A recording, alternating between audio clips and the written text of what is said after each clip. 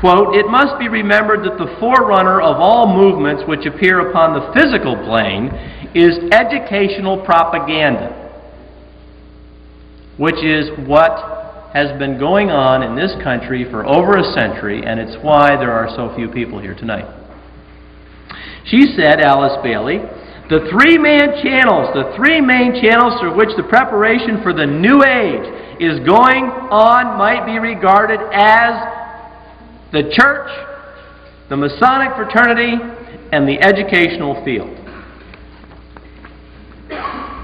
John Paul calls for the end of sovereignty for the United States and other countries, the end of absolute property rights, the end of gun rights, the new international economic order, the redistribution of wealth and jobs. He calls for nations to trust the United Nations.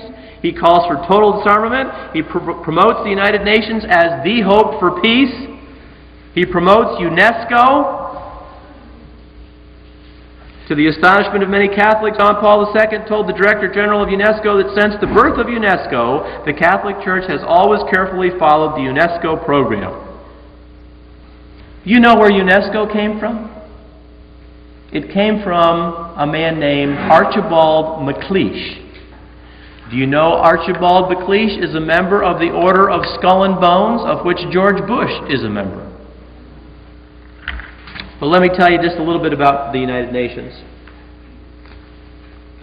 Secretary General of the United Nations, at one time he was Secretary General, U Thant, quote, praised Lenin as a political leader whose ideals were reflected in the United Nations Charter. Let me read that again, just so you get the full impact of this.